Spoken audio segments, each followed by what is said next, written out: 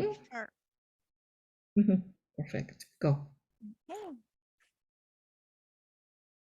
Good evening, ladies and gentlemen, and dear CNIW friends and all our young students. Welcome everyone. Join us for the CNIW Supernova Summer Camp Series seminars. And my name is Margaret Hum, and I'm a managing director of the CNIW Foundation and also our summer camp.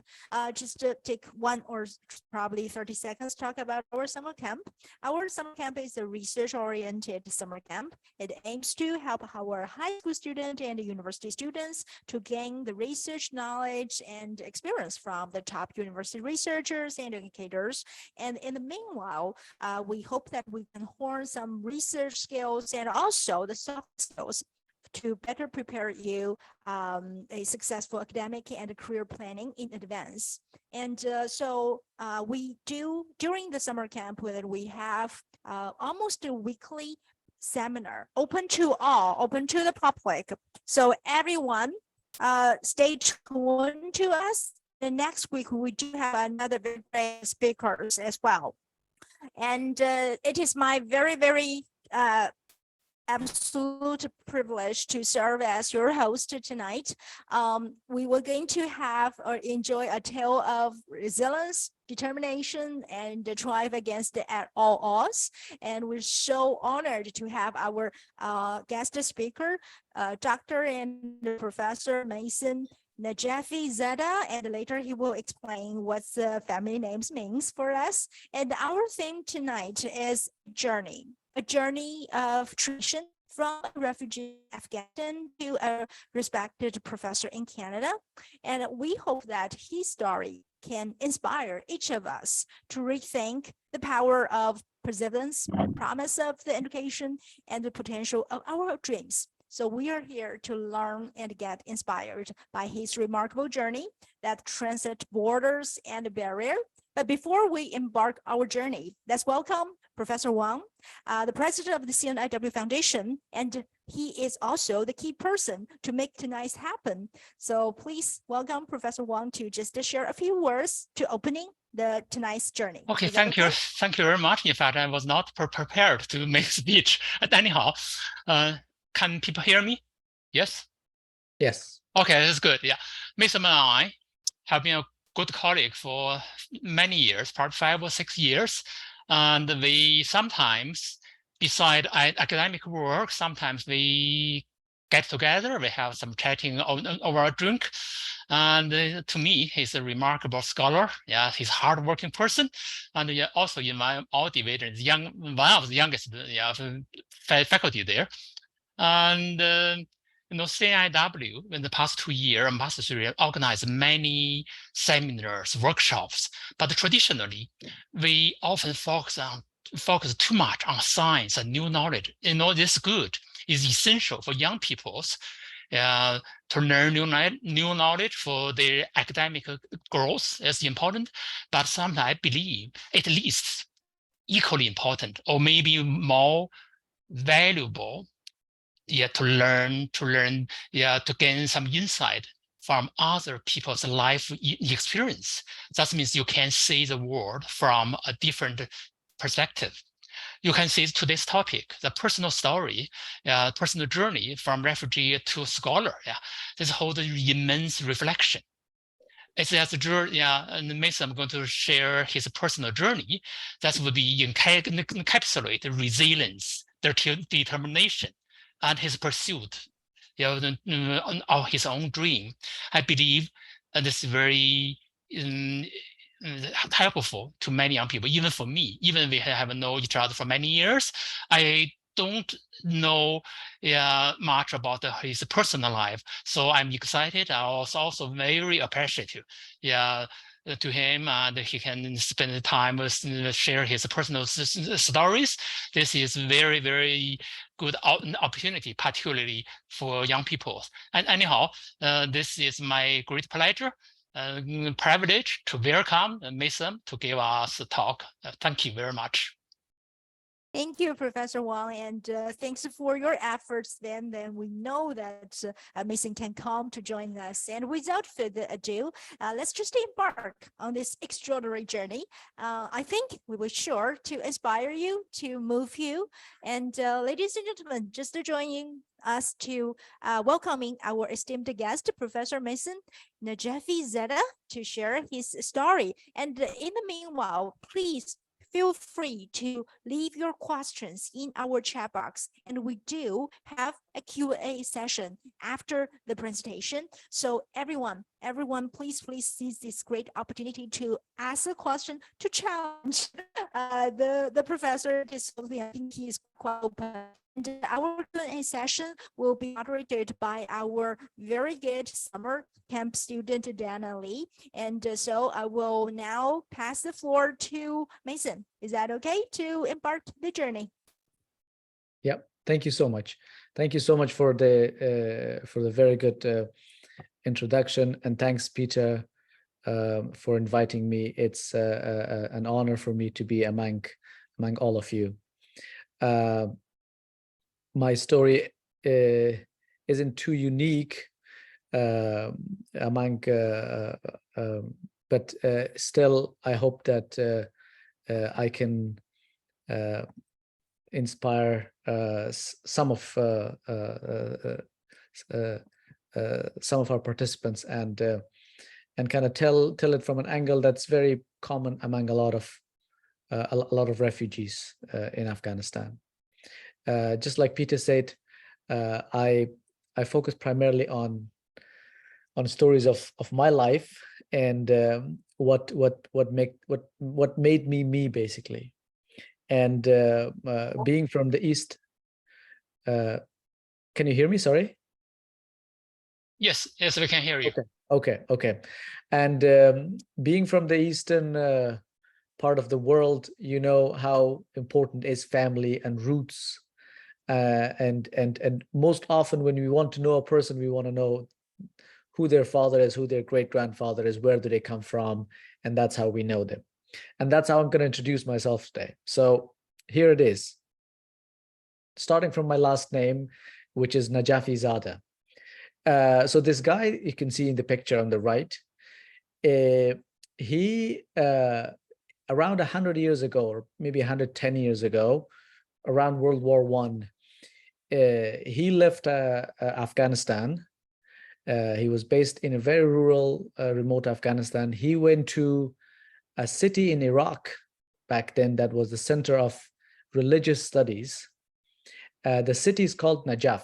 It still exists today. It's a city in Iraq, and it was a hub for religious scholarly studies. And he learned a lot of religious, to one of the highest levels of religious studies, and then came back to Afghanistan, and then identified himself as Najafi, or the person who has been to Najaf. So it was an honor for him. Fun fact about this guy, he had multiple wives. We were told that he had 99, but I'm not sure if that was true. But there's something in the religion that in specific in one part of the religion that you can actually have multiple wives when you're away from your family for a longer period of times. We've had many stories about him. I think if when you're in person, I tell you that would be a little more interesting. And Zada, which comes at the end of Najafi, means the sons of the person or who has been to Najaf. So that's how, you know, his children became Najafi Zada, or the sons of the person who has been to Najaf. Then comes the first Najafi Zada, actually. In that center, in this picture that you can see, in that center is my grandfather with long beards. He, unfortunately, because of the World War I and the Great Depression and extreme poverty that was in Afghanistan, he could not get the education like his father, but he learned to read and write on his own. And he made it a purpose of his life to send his children to school back then. So the difference between school and madrasa is that madrasa would teach you religious education, would give you religious education. School would give you modern education, mathematics, science, language, and history of the world, and those stuff. It was very difficult. There was also traditional challenge against schools. A lot of religious fundamentalists would not allow people to go to schools. But he made it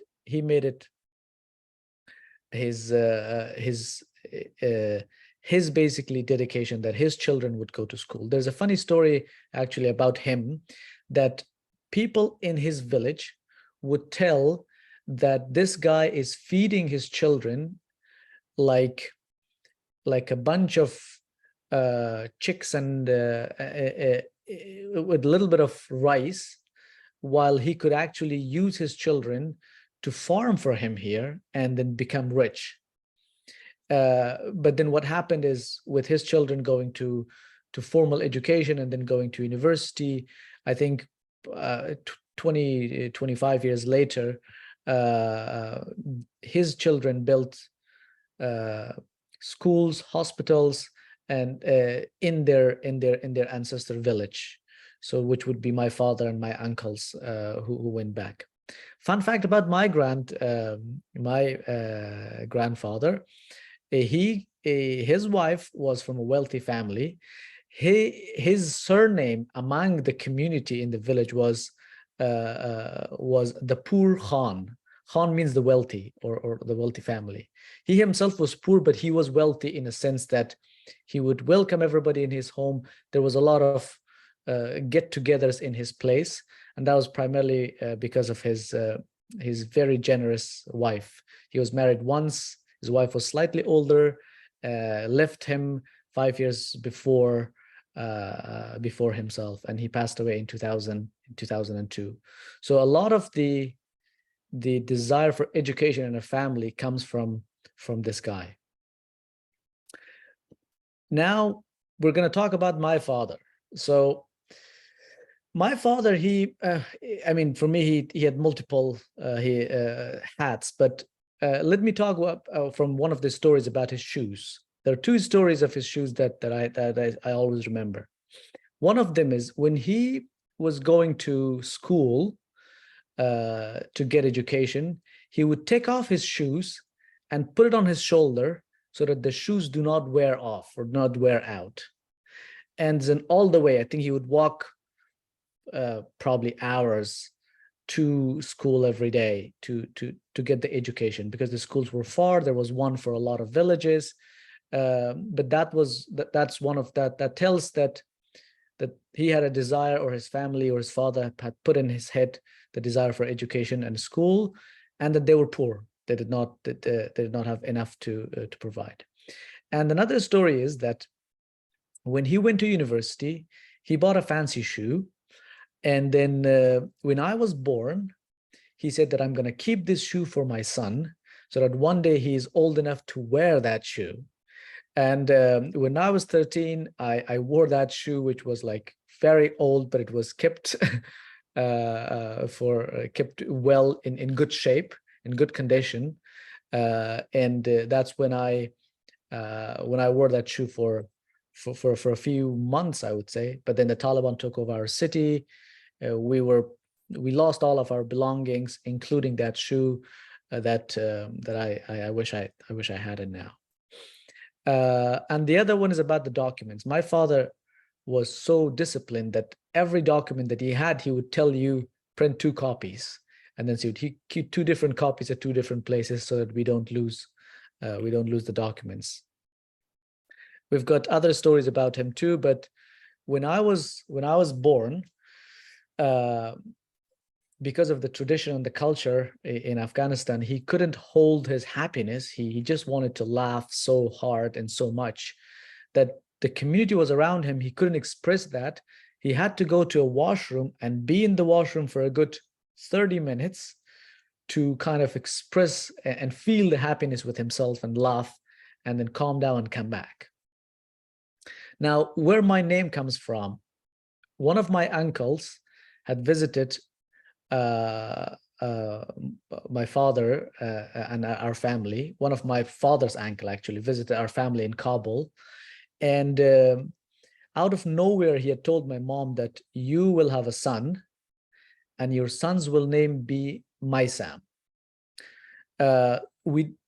My father didn't know the meaning of this name, and my mom also didn't know, so they didn't take him seriously. But when I was born, and then they thought, okay, so because of the prophecy of this uncle, so the name of this person is going to be Maisam. So that turned out to be my name. And then later on, a few years later, I asked my father that, what is the meaning of my name? I mean, where does it come from? Since he didn't know the meaning, he made up. He said, Maisam means seeker, somebody who's going under the sea and then collect pearls, which are very valuable, and then he brings on the surface so that others would use it. And then he would tell me that you would be the seeker of knowledge. So that is the meaning of your name. I'll tell you at the end what the actual meaning is. When I grew up, when I had access to the internet, I looked at the internet and then found the actual meaning of my name. It actually means an anchor of the camel in the old times. In the Arab world, they had a lot of camels, so the anchor of the camel to hold the camel on the ground actually is called Maisam in Arabic. But it comes to Persia. In Persian, it also probably means something else, but I'd like to believe that it actually means the seeker of knowledge. And some of the advices of my father from the very early on, he was like, as a kid, do not eat candies. As a teenager, do not smoke. And when you become an adult, never forget your prayers.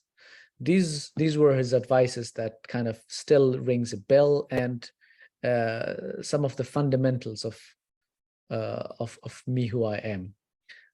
Of course, I've done some of those. I've had some candies, smoked a little bit, but I'm not a regular smoker. I don't smoke, and I sometimes forget my prayers, but hopefully I'll remember it.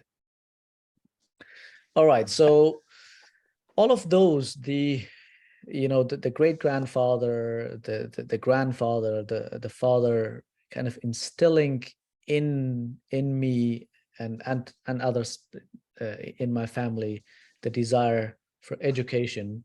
I went to do my medical degree in Afghanistan. I earned my MD from a city in the north of Afghanistan called Mazar-e-Sharif. Right after finishing my MD, I applied for scholarships to do a master's, and then luckily I got a scholarship to do a master's in health education, in health communication at the University of Ottawa. So I came to Canada, did my master's in health communication, and then right after, I straight went to do my PhD in population health. So with some background in medicine, in here there's not my professional life. I also did some work for BBC as a multimedia journalist and media consultant in Afghanistan. So merging that medicine and media, that's why I did health communication. And then when I was doing my master's, I kind of found greater appreciation for public health and population health, how to improve the lives of peoples and communities rather than individuals. So that's how I went to do my master's, my PhD in population health. So here are some of the research areas that I have, kind of broader research areas that I have done research. primarily, quite some of my work is around my PhD, which is on community health workers of Afghanistan. Now, Afghanistan being a very poor country, and one of the countries that have an extreme shortage of physicians and other healthcare providers. So to facilitate some health services, they have trained community health workers. So community health workers are very similar to Chinese barefoot doctors who are trained for shorter period of times and sent back to communities to do health education, awareness campaigns, but community health workers were also actually given some medication, including one antibiotic and painkillers and some basic medications to give it to the people in Afghanistan.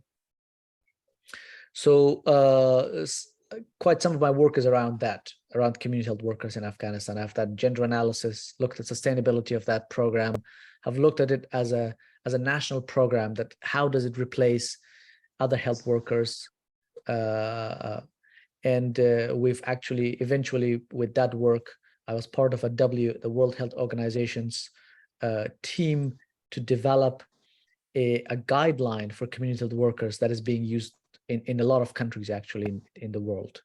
There are different names for it in different countries, but this is a very unique model that is being used all over the world.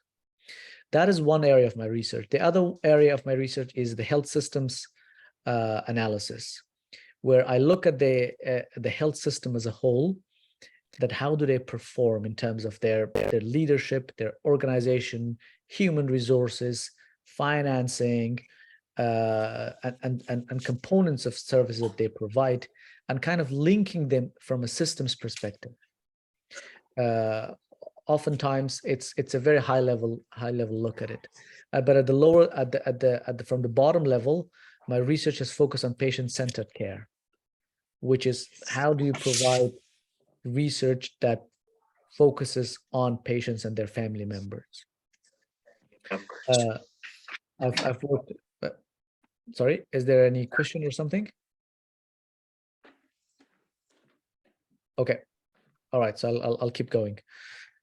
The other two projects that kind of larger projects. One of them I've been interested in sustainable development goals and their implementation in South Asia, particularly India, Nepal, Pakistan, Afghanistan, and that whole region. Because as you know, in 2015, Sustainable Development Goals, particularly goal number 3, which is health-related Sustainable Development Goals, was developed as a kind of global goals to improve health for populations, because of its link with health systems. I've developed an interest in that one, and I've done some research on that. When I moved to Newfoundland, I've become interested in health policies in the province. One of the larger projects that I've been part of, luckily, was the evaluation of cannabis policies in the province. We've looked at multiple aspects of cannabis, including the patterns of consumption of cannabis in the province, cannabis relationship with youth in schools, with educational performance, choices of consumption.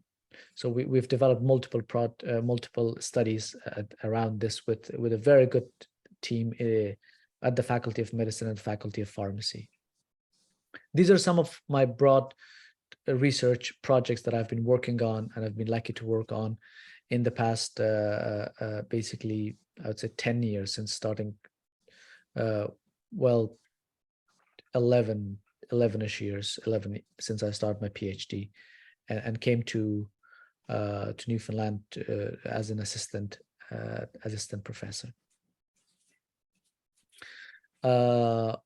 Not to bore you a lot with this research projects, when I think there are some questions around it. I'll come back to it, but I'm just going to go back a little personal, and then talk a little bit about my father, and then and then come back to it. So in 2020, my father got critically ill with COVID, and I had to go back to Afghanistan to take care of him. So when I arrived there, he had the first day I arrived, he had a mask on. He had I think the oxygen was around 2 or 3, and then after a very short introduction, his first question was, "All right, my son, so when are you going to settle down?" And I looked at him. I was like, "Is that the question that you're posing?" I'm just presenting it as the thinking of Eastern typical parents, I would say. 2 weeks later, I said, and he would bring this issue up quite a few times, and then his oxygen saturation was actually, as you know, it has to be above 90, between 95 to 97, so that's the standard. But if it's below 90, you will have a breathlessness. His was around 80 at that time. So I said, all right, so if once your oxygen saturation is reached 90, then we'll talk about me settling down. So a few days later, we were having our morning regular kind of walking exercise to build his lung capacity. He told me, "I think today my saturation is getting better, Sam. Now let me show it to you how it is." So he sat there on this chair, cross-legged, and I put the pulse oximeter, and then he said, "Okay, look at the oximeter." And I looked at the oximeter. It was like around 82-ish, and then he said, "Keep looking at it." So I kept looking at the oximeter. It just kept going up. It's like 84, 85, 86, 89, and kind of it hit 90, and then it hit 90, and I was like, "Oh my God, what is it happening?" And I looked at him. He was holding his breath. And when you hold your breath, your oxygen saturation actually goes up, and it hit 90. And I looked at him. I was like, "You're cheating. It's not supposed to be like that." He's like, "Your word, you said that." Anyway, so that was a funny story. I had a good year with my father after that August of 2020, until August of 2021, when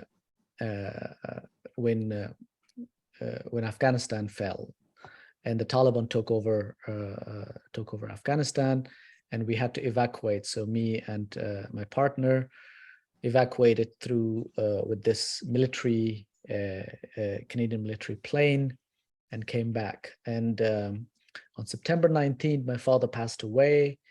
And around that same time, I've always been on contract position as an assistant professor. And around that week, I also got my tenure track appointment at the university. And this year, I'm applying for the tenure. Trying to wrap things out, here a little bit.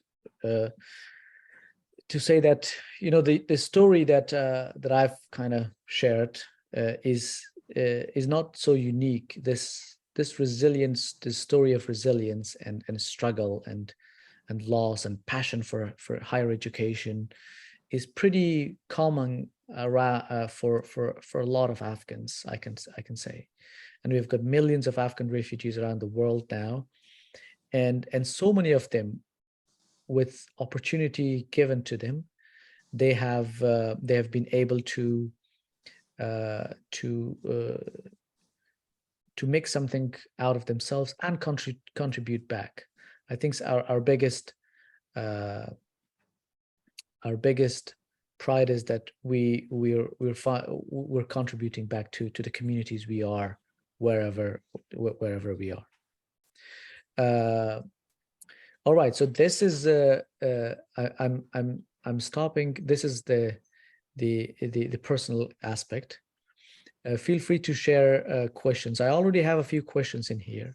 I'm going to go back to, feel free to ask personal questions. I'm going to go back to the research, because most of the questions that are being shared in the chat box, they are about my research. And I think for most of the students who are here, I'd like to probably provide some insights on how to build their academic career and research. So the first question is, how did you become interested in public and population health and health research policy?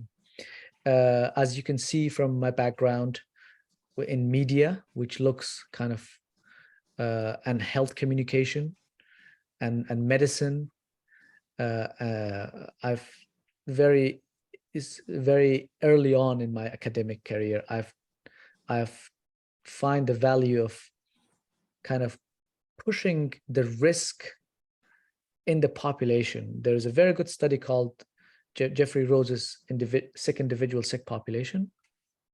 It says when you push the risk in the population, you're automatically saving millions of people. But when you push that risk curve bill in the individuals, you're basically saving one person at a time. So if you want to save a lot of people or help more people, try to push that curve bill, the risk of it as a whole, so that you can help a lot of people. That was kind of the inspiration for me to come into population health. I've talked about health policy research areas. Mine is my health policy. My interest is merging health systems. How do they perform with the population health, or health of people and community as a whole, rather than health of individuals? We all know physicians are doing excellent jobs, but they are treating one patient at a time. While policies put in place, changes in society as a whole is going to help general people. Question number 3, in your view, what are the most pressing public health issues today in your field? Well, since I've been talking about I think I'll use my father's symbolism. The first is candies, sugar. We're eating a lot of sugar. I think we're seeing all over the world with the carbs and diabetes and obesity and all related problems around it, around sugar. And I'll put salt beside it. The second pressing issue is when you say, smoking, I would say, yes, of course, there's smoking itself too, but the environment as a whole, the polluted environment we have in a lot of countries, but the climate change and everything. I think that's another issue that's heavily influencing public health. Very recently, I was in Nova Scotia with the forest fires, and then flash floods came after that. I've seen so many people being influenced, being impacted by that. People have lost their houses, not one, two, but many people. So we're seeing the impact of climate change on the lives of people and on the health of people on that one. And when talking about prayers, I think I'll just come back and say mental health.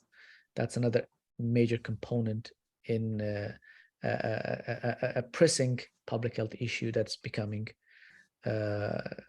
coming at the core of the attention of us all over the world.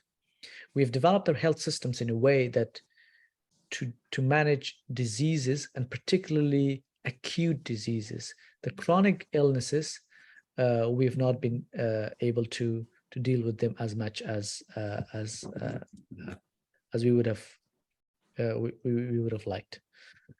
So talking about prayers, I would say mental health is something, and we're a lot of the countries and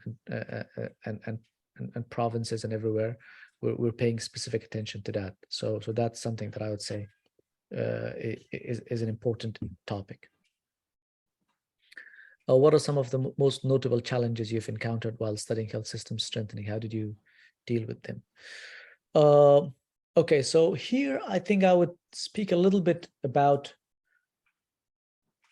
the academia. You know, maybe now I'm assuming my audiences are master's and PhD students who want to come into academia, and what did I learn as an academic over the past decade, 7 years as an assistant professor.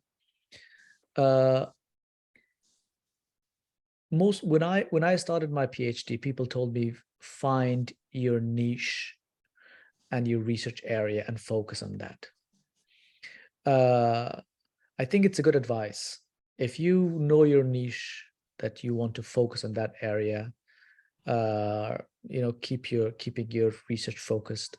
It's a good one. But for me, I've always, and then the other thing is actually when you come to academia, and particularly when you become an assistant prof and you get into a track of kind of building your research, the pressure is for you to build your research. What is your research area? What's your research focus? So it gives you the attitude of, okay, so I have to build something for myself, kind of develop a knowledge base, and that would be my thing. For both in both of these cases, I have found that keeping yourself open in the early part of your career, your research career, will allow you to learn laterally and a lot. And the second one is collaboration and finding other researchers who would be interested in your area, to collaborate with them, so that the research is not built around you, but you and your collaborator, your team, kind of work on that research, is something that I've learned. When you put your files together as a researcher, there's always like what you have done.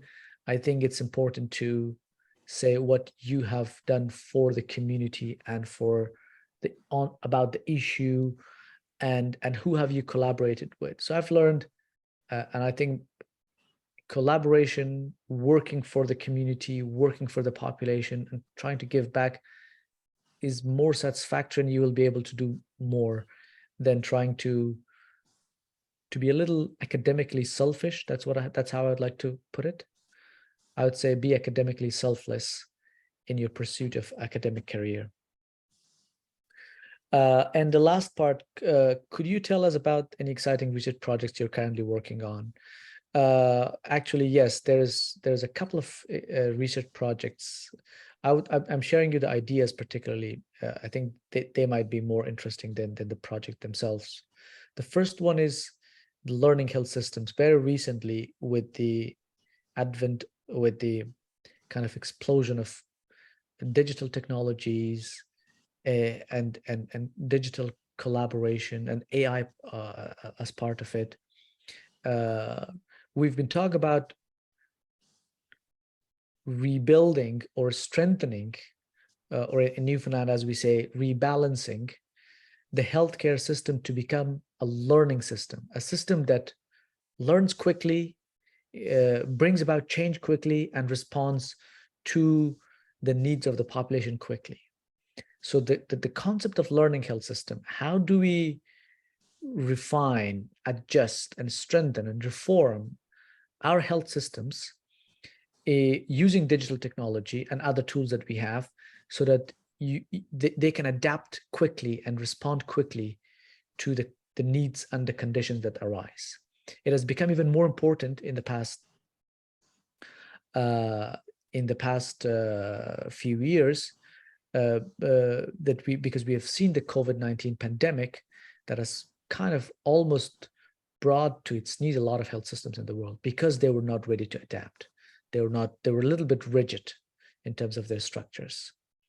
So the notion of learning systems, learning health systems, there's also talks about learning social systems, are very interesting, and we're working on a project in the province that kind of focuses specifically on that. We work with multiple stakeholders, ministries of health, social,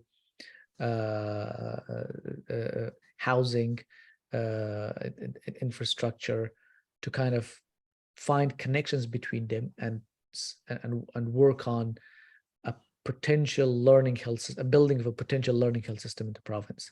The good thing with the province being small is it's very easy to bring everybody together. With larger provinces and countries, it's a little bit difficult. So that's one of the exciting research projects that I'm working on. And the other aspect that I've been always working on is the systems kind of approach to my projects.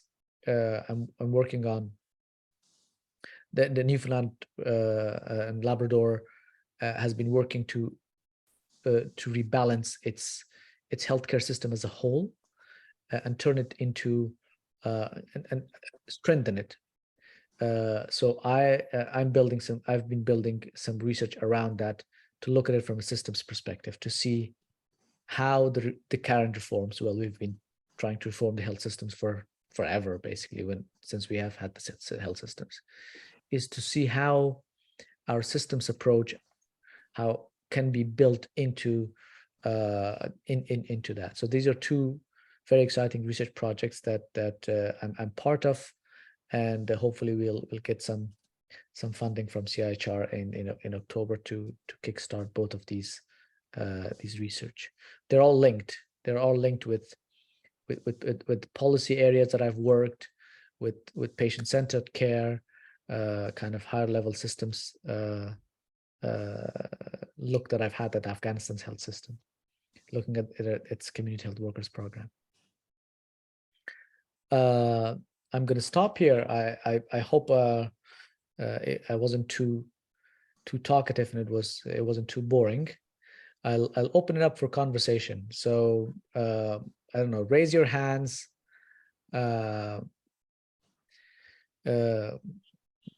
Put your questions in the chat. I'm not sure how Diana would like to move forward. You guys can send the questions in the chat. I have a question, actually,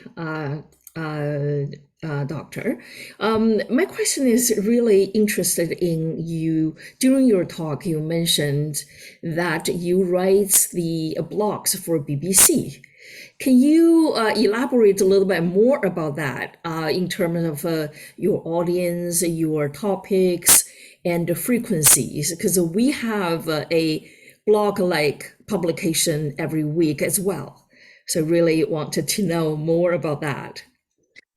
So when I was a student, a medical student in Afghanistan, I also had to support myself and support a little bit my family. So I had to find a job. I found a job with the BBC monitoring in Afghanistan.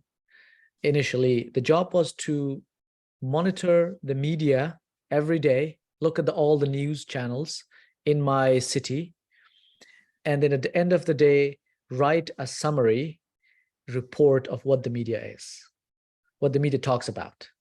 So that actually instilled the interest in me to do health communication.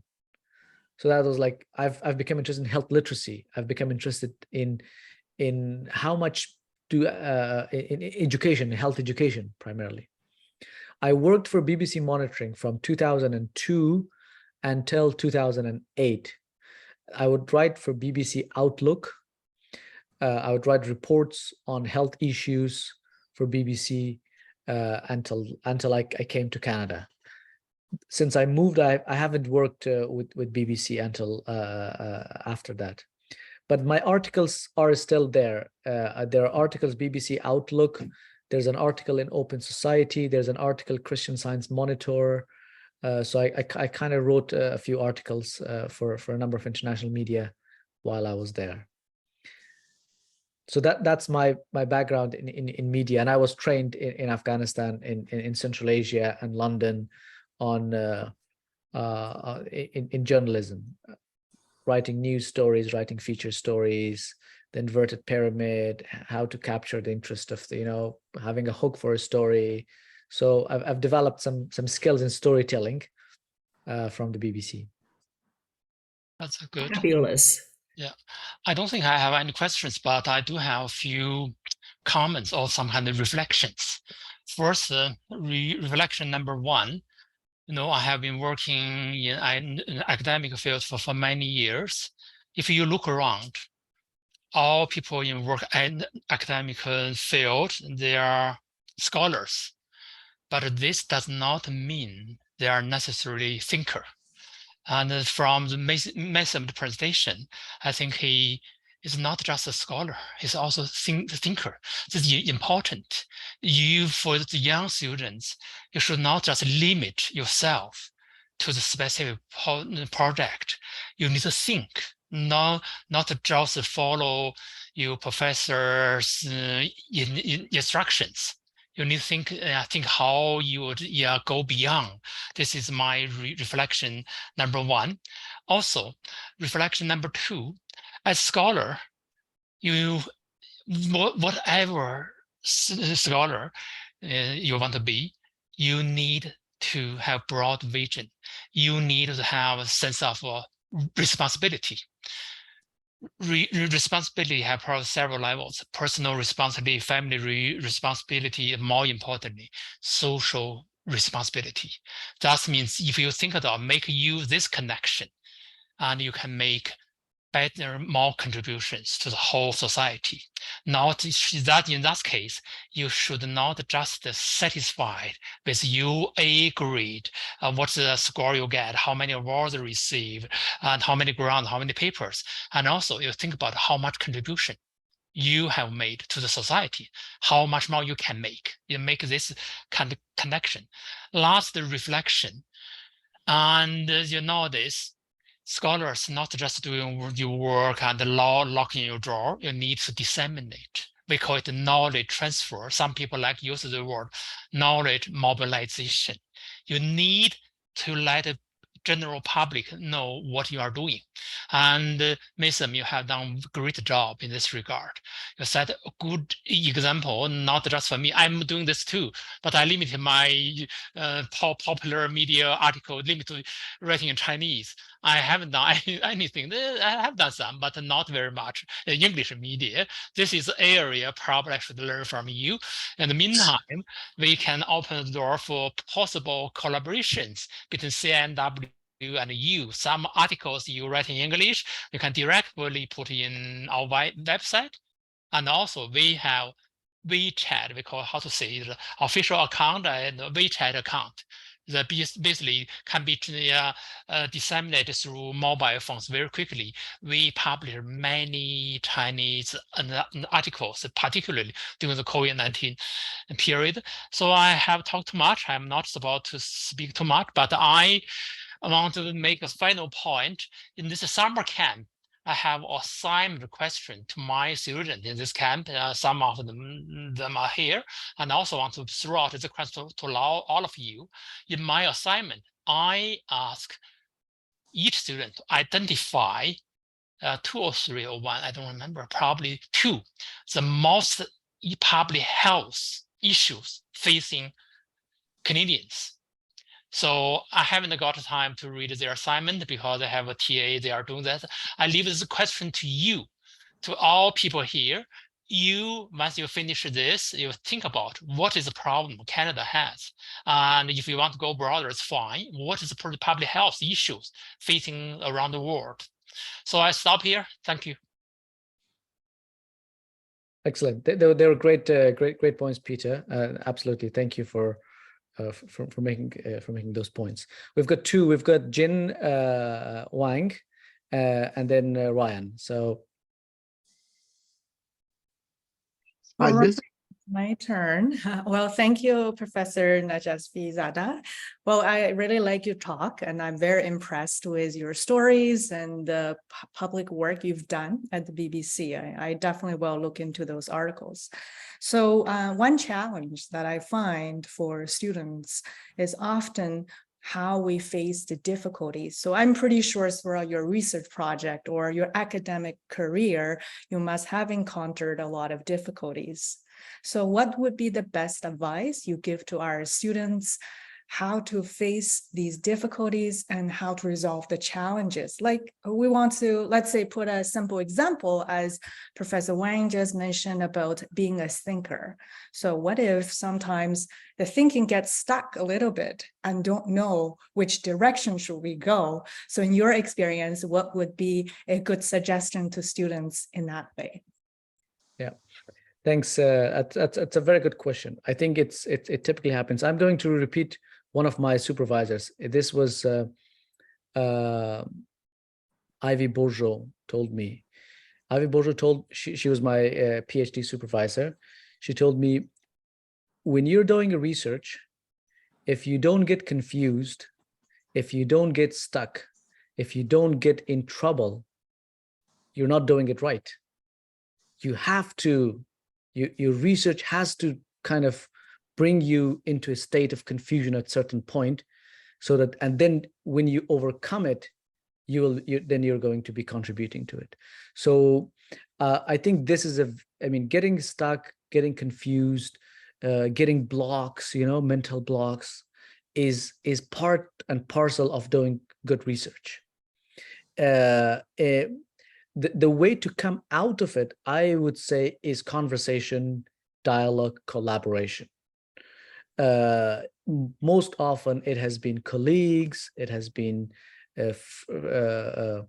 academic, it has been supervisors, and conversation, not just the conversations that happen in the academic kind of environment, conversations that happen outside academic environment, like Peter was mentioning. A lot of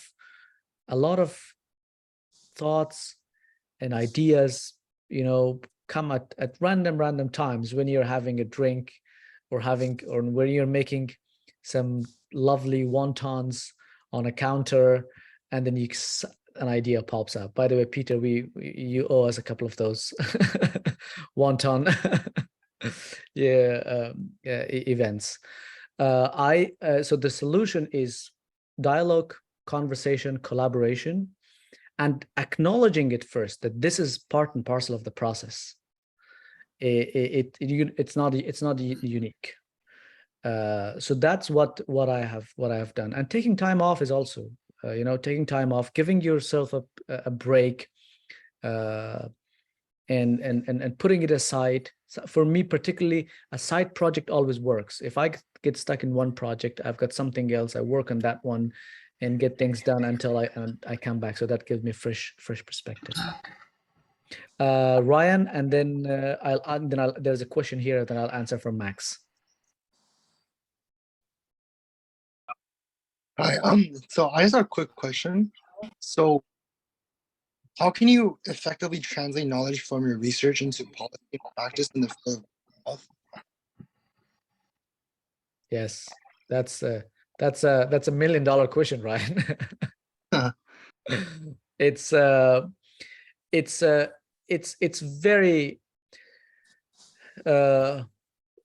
there's so much. I taught a course on knowledge transfer in my second year at the university, and so the thinking is that the policy has its own world, which is kind of a world of politics, government, and how things are being done, institutions.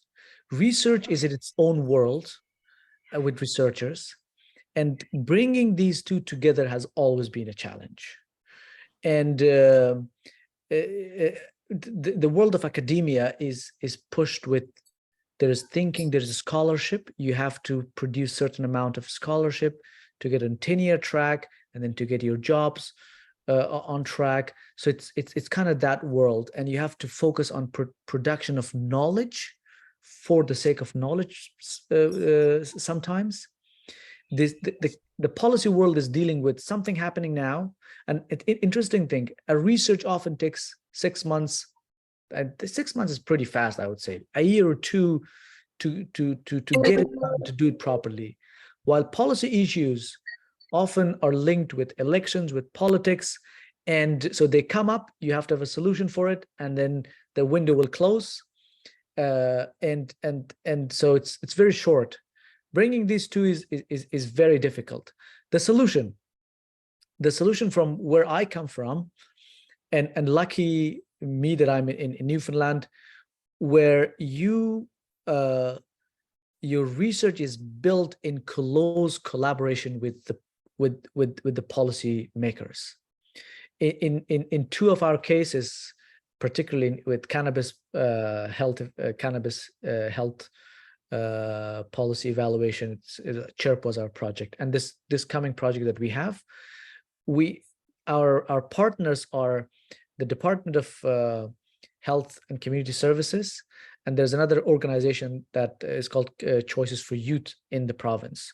So they're our partners. The question that we ask was developed in collaboration with them, and so they it'll feed back to their use, and we have learned how they work so that we can respond to their policies. The closer the collaboration is between the policymakers and the researchers, the better is the chance of knowledge translation, and knowledge use, and knowledge exchange, and knowledge mobilization, as Peter says. And the further it is, the chance of knowledge translation is always there, but it depends on when the policy window opens. For example, you'll do a research now, but there's no policy window for it, but there's a solution for a problem whenever it raises. And when the problem raises, the policymakers will eventually come back to it, and then we'll use it. So that's that. There's another question here, actually, I think which is very close.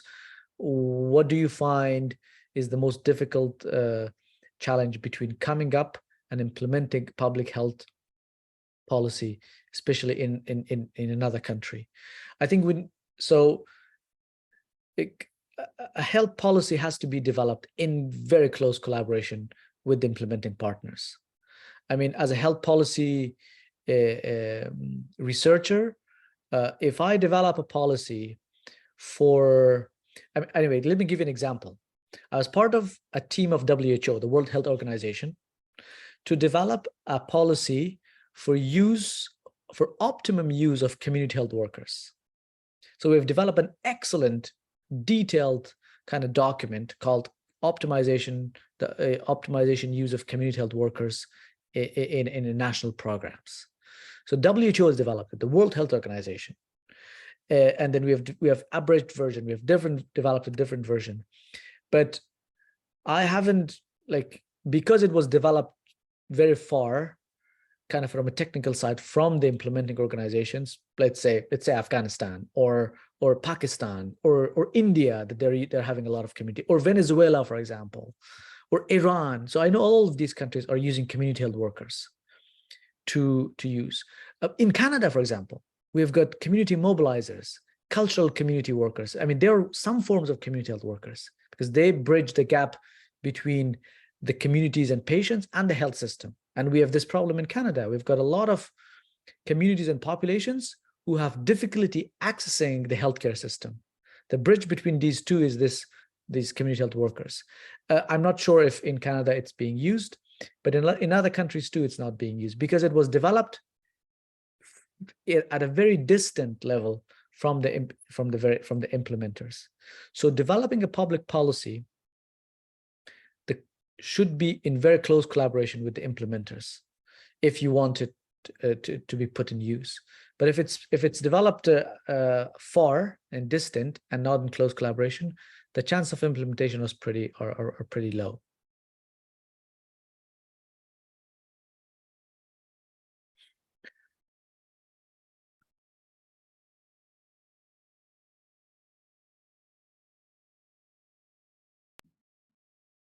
I'm done talking, by the way, if anybody's interested in taking the mic, please do. Okay. Yeah, I don't know is Margaret still here. If not, I believe we have student here. Suki or Narayan, one of you today's co-host, I believe. Okay. Yep. So I think one of our summer camp students, Diana, she has prepared some questions for you. So Diana, do you have any additional questions that you would like to ask our guest today? I think you already answered all of them. Okay, sounds good. Is anyone else in the audience? Do you have any additional questions that you would like to ask? We had some really great discussions, by the way. Those are some really, really great questions. Yeah, it's good. I really enjoyed today's talk. Yeah. So it's been a pleasure for me to be part of your team, Peter. I know when I was in Toronto, I came and see a few people. Actually. Yeah. So you're welcome to visit Toronto more often. I have a quick question. I know one of your research areas is cannabis use in young people, in teenagers. Do you have some kind of comparison result across provinces? I can safely make assumption probably cannabis consumption among teenagers would be lower in Newfoundland in compare with Ontario, Quebec, something. Do you have any thought or anything to share? It's a very good yes.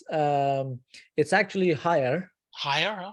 Okay. Yes, it's slightly higher for youth, but I mean there's a lot of intra-province variations.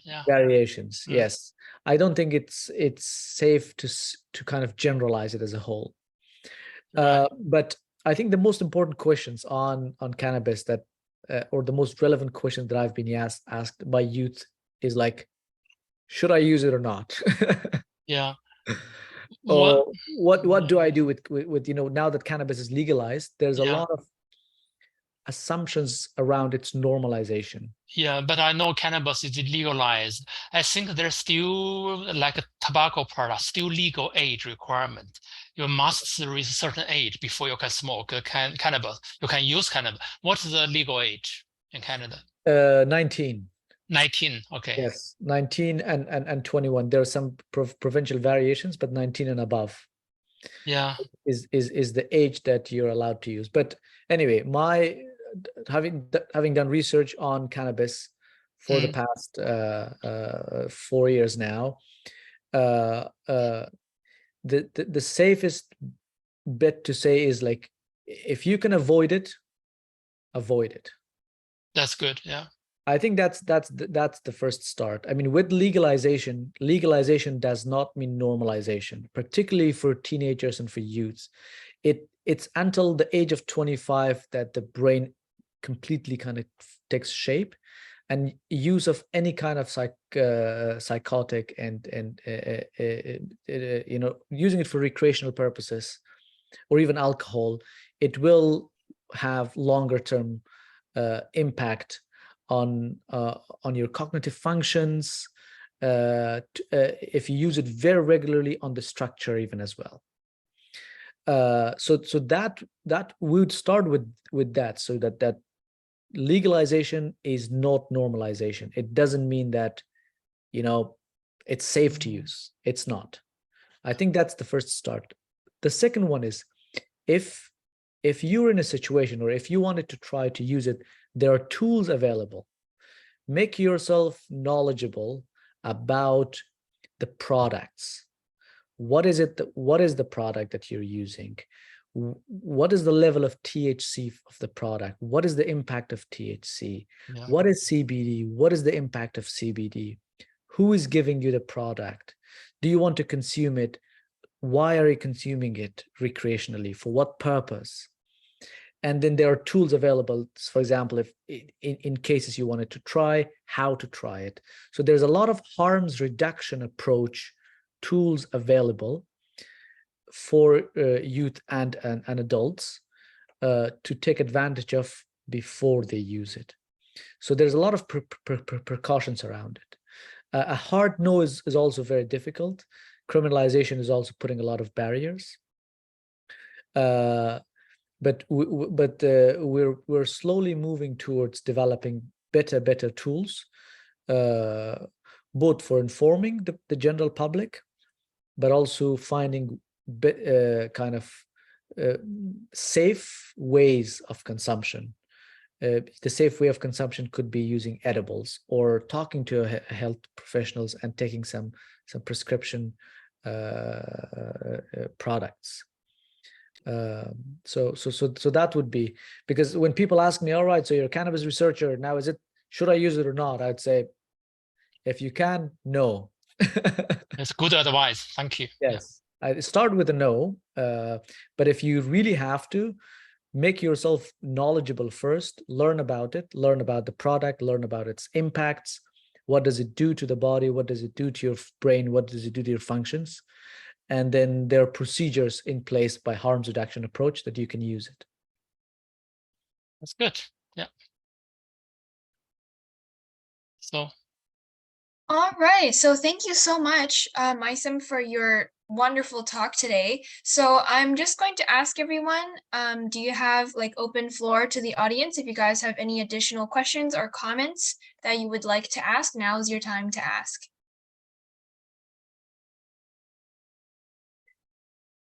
Can I just make one comment? Yeah, for sure. I find it's very interesting about the cannabis usage, because based on this discussion, I feel it's a very good advice for me to give to my patients. So in fact, with a lot of patients, I'm working with oncology, so cancer patients and also other internal conditions, like for example, sleep issues, anxieties. I can see since it's been legalized, the percentage of usage has been massively increased. So sometimes the public does need some level of advice from the healthcare providers on that. So that's definitely a very good information source for me to guide through my patients. Thank you very much. Right. We have got a web page called Chirp with Memorial University, and there are harm reduction tools available there. And some of them are actually developed for healthcare professionals. So checklists, guidelines, and for patients. So feel free to make use of that. Sure, I'll check that out. Thank you. Can you, Mason, can you type in the website link on the chat? So Dr. Jing Wang can grab it easily. Yep. Thank you. And I also wanted to make a comment before we end the, before I hand the talk back to Suki. I felt the story about your father that taking shoes and keep shoes and going long way for education were very touching, yeah. Very touching and inspiring. I remember when I went to university, one of my classmates was from the villages, and he often walked about 10 kilometers each way to get to school every day. And during the bad weather, he would comment on that would be a really, really hard journey to make. And don't forget that, I often forgot his age. When he went to university, he was barely 15.